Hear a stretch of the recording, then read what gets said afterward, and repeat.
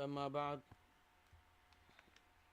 فإن أصدق الحديث كتاب الله وأحسن الهدى هدى محمد صلى الله عليه وسلم وشر الأمور محدثاتها وكل محدثة بدعة وكل بدعة ضلالة وكل ضلالة في النار. أما بعد. السلام عليكم ورحمة الله وبركاته. So inshallah we'll continue from where we left off before the start of Ramadan, and that's this lesson which we reached in the last lecture. So this is where the Shaykh today will talk about, will discuss the perspectives on this life that we live in, the dunya, the worldly life, and it'll come out from two different angles.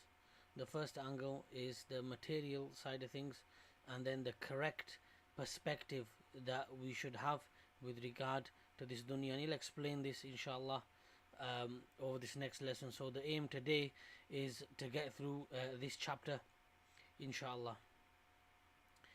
So the Shaykh, he says, النظرية المادية للحياة أو للحياة ومفاسد هذه النظرية.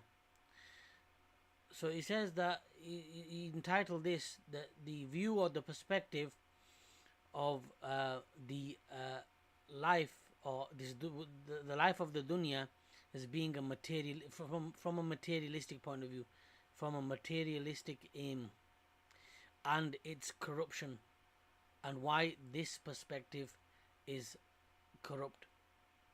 And he says, the Shaykh says that, he says, هناك نظرتان للحياة، نظرة مادية للحياة ونظرة صحيحة، ولكل من النظرتين آثارها.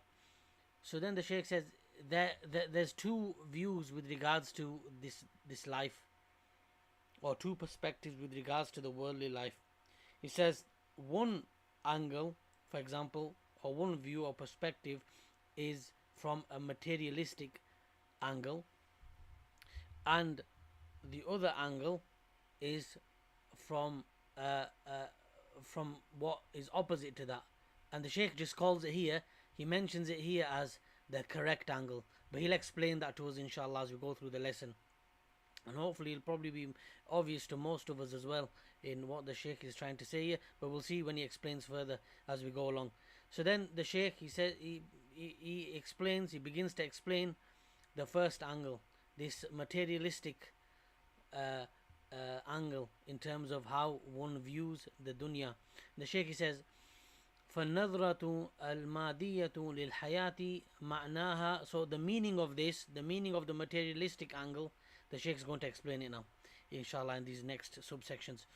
The Shaykh, he says, أن يكون تفكير الإنسان مقصورا في تحصيل ملذاته العاجلة، ويكون عمله محصورا في نطاق ذلك، فلا يتجاوز تفكيره ما وراء ذلك من العواقب، ولا يأمل له ولا يهتم بشأنه، ولا يعلم أن الله جعل هذه الحياة الدنيا مزرعة للآخرة، فجعل الدنيا دار عمل وجعل الآخرة دار جزاء، فمن استغل دنياه بالعمل الصالح ربح الدارين، ومن ضيع دنياه ضاعت آخرته، خسر الدنيا والآخرة، ذلك هو الخسران المبين.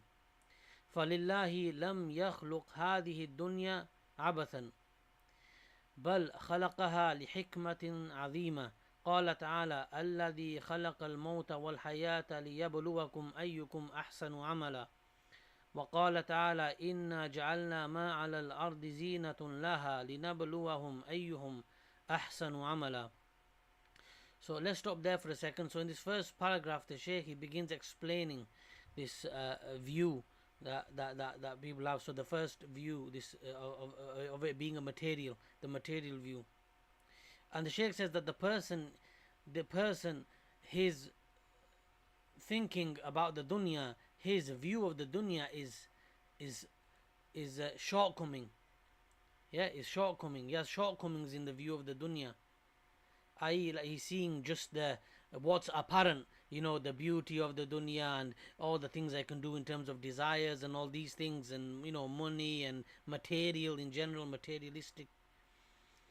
It's there and it's quick, trying to get things quick like this. That's the view that the person has, and obviously it's a short-sighted view of what's apparent and what one can see.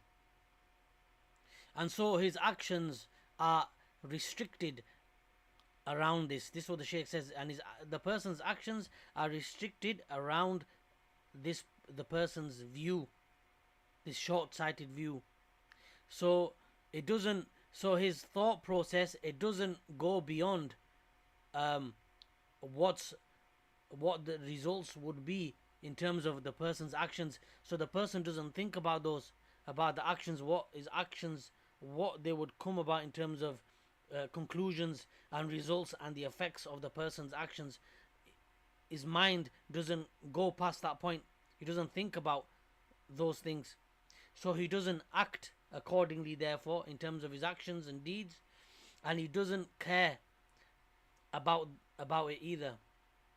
And he doesn't know that Allah has created this worldly life, this life of the dunya, as an example of a farm or a pasture where we sow our seeds and we reap what I sow. As they say in English, you reap what you sow. You reap what you sow. And that Allah has created this dunya as a place for us to work those deeds, those good deeds, good actions, so we can act now to profit later on in the next life. So this is what the Shaykh says. And he says that the dunya is the place of action, where we do things. Yeah, where we do the work, the place of doing our work, where our actions will be judged upon what we do in this dunya. And the hereafter, the life after death, is the place of recompense, where people will be recompensed depending on what they did. So the good doers, the people who died upon Tawheed, upon Islam, upon doing good deeds, they will be rewarded. And the people who died as disbelievers and sinners and wherever else they may be from bad actions, they will be likewise recompensed with what they used to do. And this is what the Shaykh has mentioned here. So the Shaykh says, so whoever profits from this dunya in terms of doing righteous deeds, then he has profited in both worlds. The person has in effect profited in this world and the next. And whoever has lost this dunya, or lost to this dunya, then he's also lost in the life after death. Because if he doesn't do the work now and is a loser here, then he will lose in the next life as well. And then the Shaykh brings a couple of ayahs. He brings an ayah from Surah Al-Hajj. So if we go to Surah Al-Hajj, verse 11, we'll have a look at the meaning. So towards the end of this ayah, he loses both this world and the hereafter. So this is what the Shaykh brings as evidence to what he's saying. And then the next ayah is from Surah Al-Mulk with regards to the evidence is in regards to that this life, the worldly life, is a life of working and doing actions and deeds. So that was from the first set of evidences for that was from Surah Al-Mulk, verse 2. Surah Al-Mulk, verse 2, where Allah said, who has created death and life, that he may test you which of you is best indeed, and he is the Almighty, the oft forgiving. So that's the whole ayah that I've read there.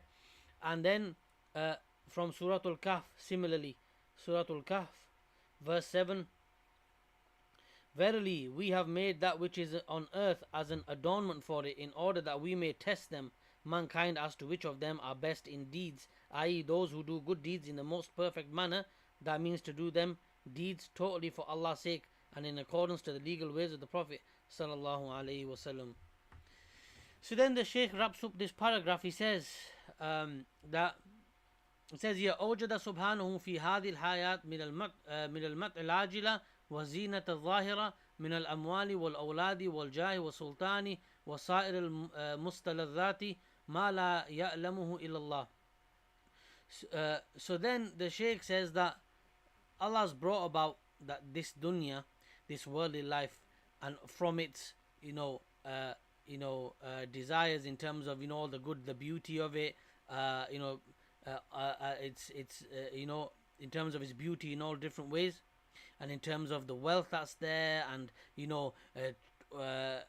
children, having wealth, children, status, authority, power, sovereignty, and all of the other things that people desire, from those desires that are there, and other than that Allah knows.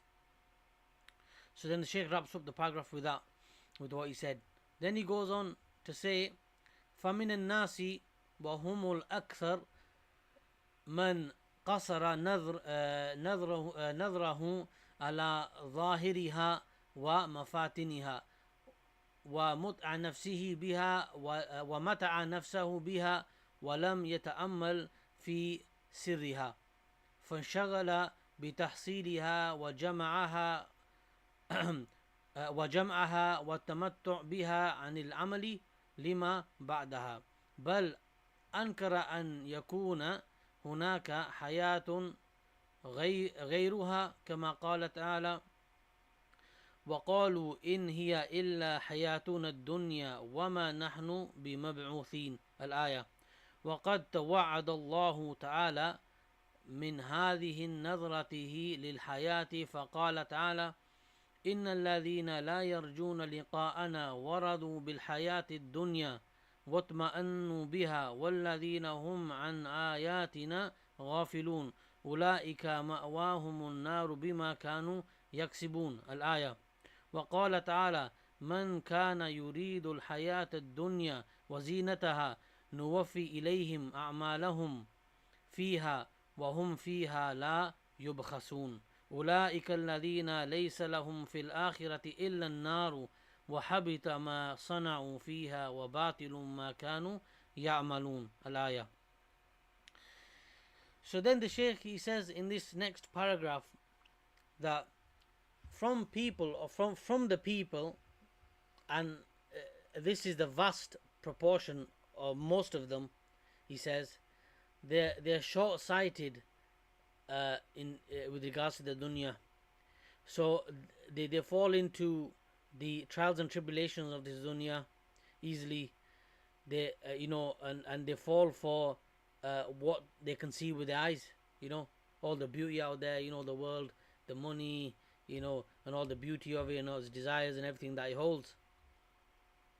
And obviously self-gratification and other things, as we know about the dunya and the materialistic world. But the person that they don't think about or ponder over, it's its secrets, and it's the deeper meanings about us being here. They don't ponder over these things, and they become busy with trying to reap the dunya and the material that it holds, and gathering it, whether that be, as the Shaykh gave examples of wealth, children, and all other kinds of things that people like to gather, instead of working for what Allah created this dunya in the first place for, and prioritizing. And even to the point where you'll see people, and this is mainly with the disbelievers, obviously, where they will they'll disavow and deny any other life. For example, they'll say, as the Shaykh says here, they'll say, "Oh, this is our only life. This is one life. We're living it." As you hear people saying, it's one life, live it, or do whatever you want, make the most of it. They believe in only one life. They don't believe in the next life, which is a life of recompense, where you're going to be rewarded with what you did, rewarded or punished depending on what you did. So they believe that it's just one life, and do whatever you want and reap its beauty and everything that it holds. And this is the view that they have. And then the Shaykh, he mentioned an ayah from Surah Al-An'am. So if you go to the meanings of that, verse 29, Surah Al-An'am, verse 29, we'll see what the Shaykh brought as evidence.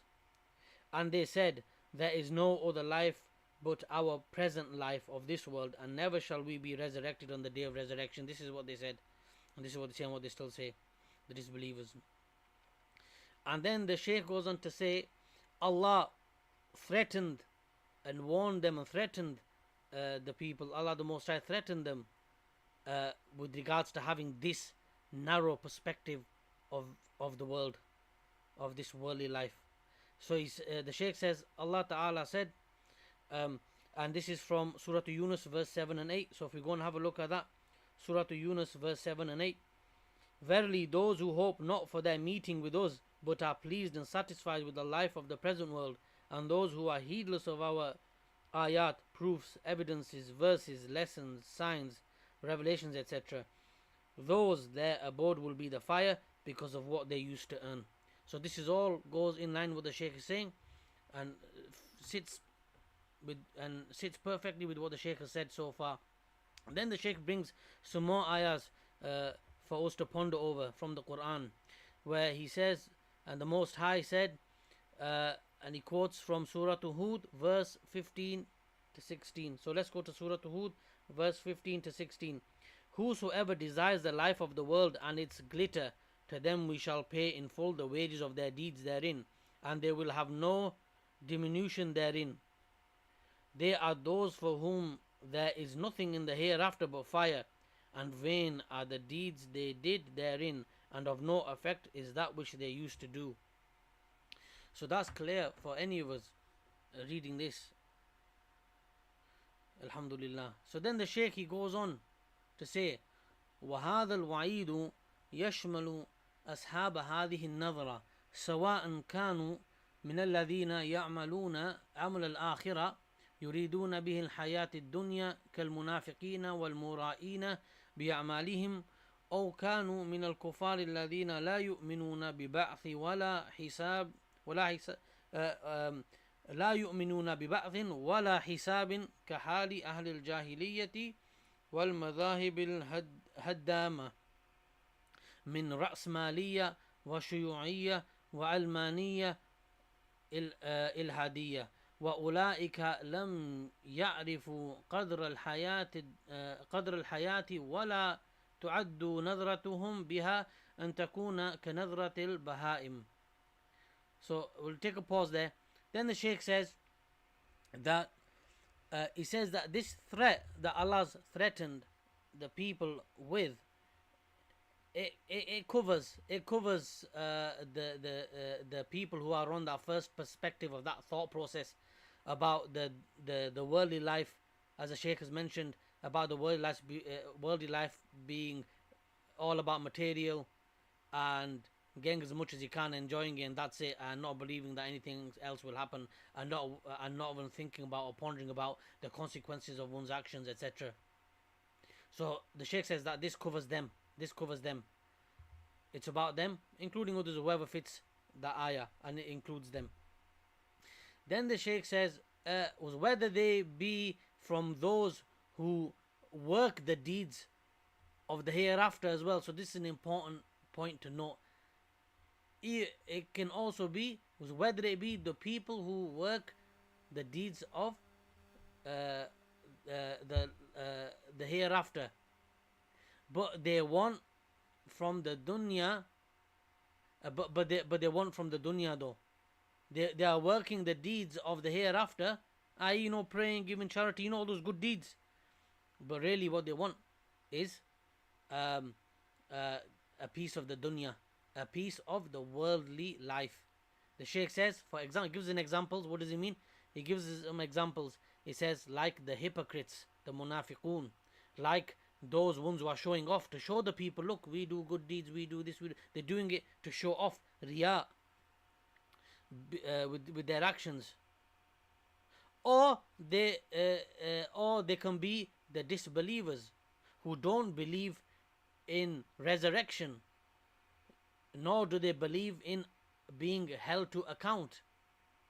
For example, like the condition of the people of ignorance and the people who the people of destruction. For example, who are those, the people of destruction that the Shaykh mentions in those terms? For example, like the capitalists, like the communists, and like the secularists. And I think in the last lesson I made a mistake where I said liberalism. I was supposed to say secularism, although it's part of the same kind of thing or under that umbrella. But it's supposed to be secularism, as in atheism, secularistic atheism, yeah, which is the same thing. Secularism, as we all know.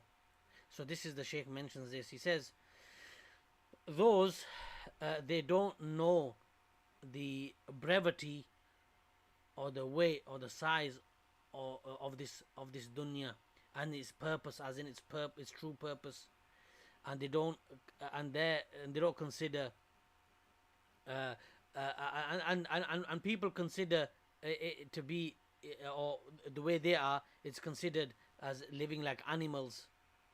And the Shaykh says, in fact, like animals, worse, they're more astray than the animals.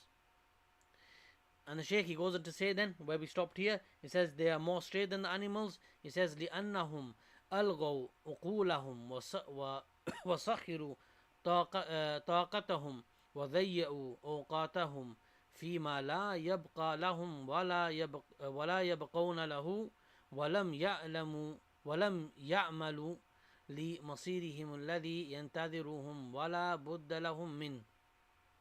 So the Shaykh says that they are more astray because they've basically just cancelled themselves out. They've literally cancelled their intellects, and they've wasted their energy on that which is not going to benefit them in the end, and they've lost, and they wasted time as well, all that time, energy, effort, etc., in which that will not remain, and neither will it benefit them. And in the end, what's waiting for them on the other side, as we know, is not going to be good. Is not a good ending. So this is the Shaykh brings this. Then he goes on to say, وَالْبَهَائِمُ لَيْسَ لَهَا مَصِيرٌ يَنْتَظِرُهَا وَلَيْسَ لَهَا أُقُولٌ تُفَكِّرُ بِهَا بِخِلَافٍ أُولَئِكَ وَلِهَذَا يَقُولُ تَعَالَى فِيهِمْ أَمْ تَحْسَبُ أَنَّ أَكْثَرَهُمْ يَسْمَعُونَ أَوْ يَعْقِلُونَ إِنْهُمْ إِلَّا كَالْأَنْعَامِ بَلْ هُمْ أَضَلُّ سَبِيلًا. وقد وصف الله أهل هذه النظرة بعدم العلم. قال تعالى ولكن أكثر الناس لا يعلمون ظاهرا من الحياة الدنيا وهم عن الآخرة هم غافلون. الآية.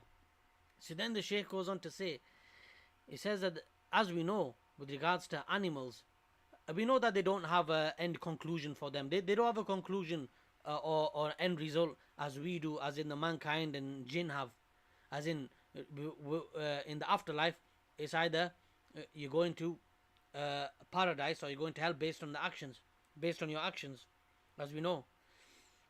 As in animals don't have that same conclusion in the end, an ending, really. And so that's why the Shaykh says they are more astray than the animals because of this. Why? Because the Shaykh mentions an ayah from the Quran or part of it where Allah subhanahu wa ta'ala said in Surah Al-Furqan verse 44. If you go there and have a look, Surah Al-Furqan verse 44. Or do you think that most of them hear or understand? They are only like cattle. Nay, they are even farther astray from the path, i.e. even worse than cattle. Because in the end, they just wasted all their time. Everything that they've done, has not really helped them in the end. And then they're going to be met with, obviously, punishment, which it's bad news. And obviously, as we know, cattle, they won't, because they don't have this end conclusion. Yeah, they've not been charged with this kind of thing. So it's only the humankind and jinn. Yeah. So then the Shaykh brings another ayah as well, and he says Allah described these people with this short-sighted view of the dunya, that they have no knowledge. These people have no knowledge. They have zero knowledge. And the Shaykh brings this ayah to explain that from Surah Ar-Rum verse 6 and 7. So if we go to Surah Ar-Rum verse 6 and 7, where Allah Ta'ala says, it is a promise of Allah, i.e. Allah will give a victory to the Romans against the Persians, and Allah fails not in his promise, but most of men know not. They know only the outside appearance of the life of the world, i.e. the matters of their livelihood, like irrigating or sowing or reaping, etc., and they are heedless of the hereafter. So then the Shaykh brings the ayah to show that they only have knowledge of that those things are apparent, but they don't have this true knowledge. Otherwise, which the proper knowledge is the knowledge of the hereafter and what's to come. That's the proper knowledge, because that's the knowledge that's going to save you from the hellfire. Then the Shaykh goes on to say, he says, فهم وإن كانوا أهل الخبرة في المخترعات والصناعات فهم جهال لا يستحقون أن يوصفوا بالعلم لأن علمهم لم يتجاوز ظاهر الحياة الدنيا وهذا علم ناقص لا يستحق أصحابه أن يطلق عليهم هذا الوصف الشريف فيقال العلماء وإنما يطلق هذا على أهل معرفة الله وخشيته كما قال تعالى إنما يخشى الله من عباده العلماء الآية. ومن النظرة المادية للحياة الدنيا ما ذكره في قصة قارون وما آتاه الله من الكنوز فخرج على قومه في زينته قال الذين يريدون الحياة الدنيا يا ليت لنا مثل ما أوتي قارون إنه لذو حظ عظيم الآية. فتمنوا مثله وغبطوه ووصفوه بالحظ العظيم بناء على نظرتهم المادية، وهذا كما هو الحال الآن في الدول الكافرة وما عندها من تقدم صناعي واقتصادي، فإن ضعاف الإيمان من المسلمين ينظرون إليهم نظرة إعجاب دون نظر إلى ما هم عليه من الكفر وما ينتظرهم من سوء المصير. فتبعثهم هذه النظرة الخاطئة إلى تعظيم الكفار واحترامهم في نفوسهم والتشبه بهم في أخلاقهم وعاداتهم السيئة، ولم يقلدوهم في الجد وإعداد القوة وشيء نافع من المخترعات والصناعات. So then the Shaykh mentions a few important points here, very important points, which should ring true to us here and strike us a bit more than maybe in other places in the world. But the Shaykh, he says here about these people, he says that even though they may be these disbelievers, they may be and they may have this experience and knowledge and inventions and the things that they created and technology and all this sort of stuff, they are ignorant. They don't deserve the title or description of being knowledgeable or scholarship or anything like this, because the Shaykh says because their knowledge, it does not go beyond what's apparent. In the apparent sense, it doesn't go beyond what what is apparent. That's it in the dunya. And the Shaykh says that this type of knowledge, it is deficient knowledge, and it does not deserve that the person who is of this type of knowledge, the worldly knowledge, that he is given the title of this noble title or this noble description of scholar or alim, as they say in Arabic, alim, ulama, yes, scholarship, no. And he says because it said that the ulama, the scholars, the true ones who hold knowledge, and they are, who are they? They are the ones who have knowledge about Allah subhanahu wa ta'ala, and they fear him. Yeah, they fear him, and they're in awe of Allah subhanahu wa ta'ala because of the knowledge they know about what they know about of Allah Jalla wa Ala and his religion. And then the Shaykh brings an ayah from Surah Fatir, verse 28. If we quickly have a look there in the translation of the meanings here, Surah Fatir, verse 28. And of men and ad-dawab, moving living creatures, beasts, etc., and cattle, in like manner of various colors. It is only those who have knowledge among his slaves that fear Allah. Verily Allah is almighty of forgiving. So the latter part of this ayah that we read. Then the Shaykh also mentions about this materialistic view of the world as he continues about this point, like the story of Qarun in the Quran, where Allah gave him, a vast amount of wealth, that nobody's ever seen, ever. A huge amount of wealth. And then the Shaykh brings the ayah with regards to that from Surah Al-Qasas, verse 79. Let's take a look at that. Verse 79. So he went forth before his people in his pomp. Those who were desirous of the life of the world said, Ah, would that we had the like of what Qarun has been given. Verily he is the owner of a great fortune. This is what the people wanted when they said about him. They desired the same thing. They wished, the Shaykh says, they wished what he had, and they envied him, and they described him as one with great fortune, based upon the materialistic viewpoint. They said he's been given great fortune just based on all the money and the wealth that he had, and possessions that he had, the worldly possessions he had. So then the Shaykh says, and this is the condition of how today as well, nowadays as well, in the countries of the disbelievers, from what they have of wealth and technological advancement and economic advancement, and the Shaykh says, indeed, the people who are weak of faith, he's talking about the weak Muslims, the people of weak faith, or those who possess weak faith of the Muslims, he says that they look at these disbelievers in their countries with this perspective of amazement. They look at them amazed. Oh, look, they've got all this technological advancement, economic advancement, wealth, this, that, and the other. But they don't look at what they've got with them of disbelief, and what's waiting around the corner for them if they die upon that disbelief. As we know, what's waiting around the corner, there's a huge punishment waiting, eternal punishment.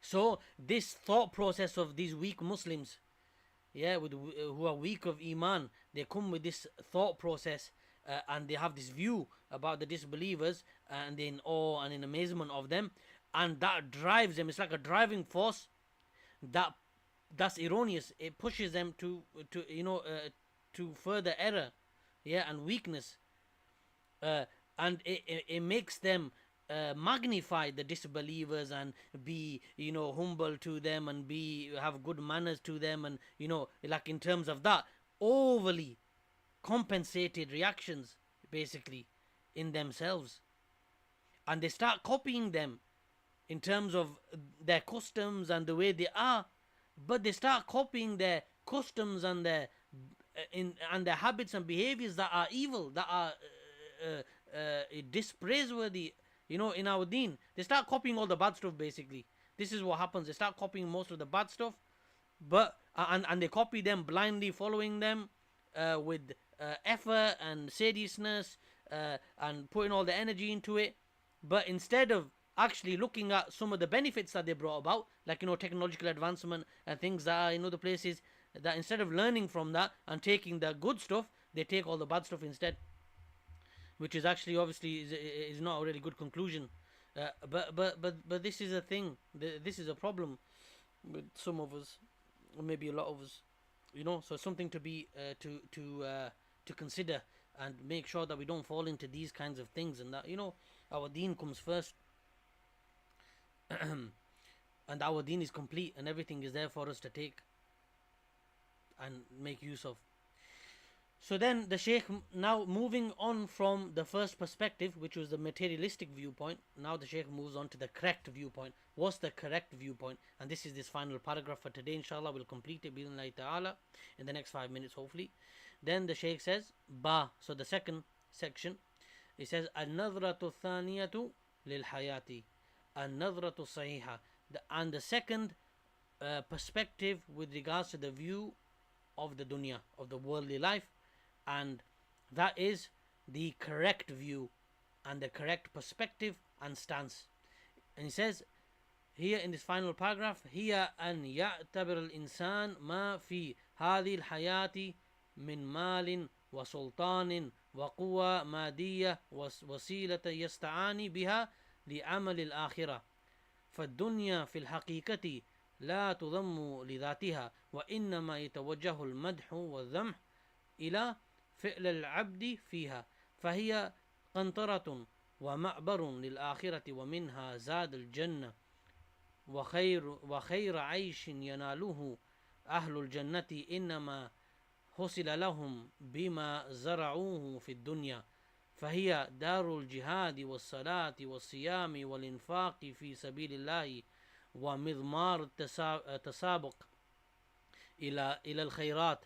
يقول الله تعالى لأهل الجنة كلوا واشربوا هنيئا بما أسلفتم في الأيام الخالية الآية. So then the Shaykh, he finishes this lesson with this, and he says that, and the correct view and correct stance and approach, he says it is that the person considers that this life, from in terms of the wealth, the sovereignty, the power, the material, that it's a stepping stone, it's a bridge, it's to help us get to the akhirah. It's supposed to help us. We use this, the tools. You think of them as tools to get to the akhirah and doing good deeds with the things that are around. We use it to do good deeds for the akhirah. And he says that the dunya, in reality, it isn't something that we should see as lowly. The dunya is in a lowly place in essence. However, it's what we do. It's the actions of the servant, the slave of Allah. It's the actions. We should look at that. And the Shaykh says that this dunya, it is a bridge, it's an archway, it's a stepping stone, it's a bridge to get to the afterlife, to be successful in the afterlife, and to get, if inshallah, we get there, all of us, bi-idhnillahi ta'ala, with Allah's permission, we'll get the ultimate reward, which is Jannah. And this is just a way and a means to it, this life of the world, this dunya. And in the end, it's going to be, Jannah is going to be the best living place for the people of Jannah. Of course, it's going to be the best place to be. And it's, how did they obtain it? By sowing the seeds today, in this world. As the Shaykh gave the example at the start of the lesson, work now, work on that land, pretend you're on a farm, you have a pasture, you're working on that land, sow the seeds now and reap the rewards after through good actions. So then the Shaykh says that this dunya, finally he says that this dunya, it's a place of striving, it's a place of prayer, it's a place for fasting, it's a place for spending in the way of Allah subhanahu wa ta'ala, and it is the domain of striving and competing with each other in doing good deeds. This is what the dunya is. And then the Shaykh says, Allah ta'ala says with regards to the people of Jannah, from Surah Al-Haqqa, this is Surah Al-Haqqa, verse 24, final ayah that the Shaykh brings as evidence for us in his lesson. And the evidence here, he says, from verse 24, Surah Al-Haqqa, eat and drink at ease for that which you have sent on before you in days past. So that's the ultimate reward in the end. For the people who are successful, they will have that reward, as the Shaykh has mentioned, and the reward will be eternal bliss in paradise. And may Allah make us from those people. Ameen. So inshallah, we'll wrap up today, and we'll stop there, and tomorrow inshallah we'll next week Friday we'll continue from the new chapter, which is here as you can see on the screen. Subhanakallahumma wa bihamdik, ashhadu an la ilaha illa anta wa astaghfiruka wa atubu ilayk. Assalamu alaikum wa rahmatullahi wa barakatuh.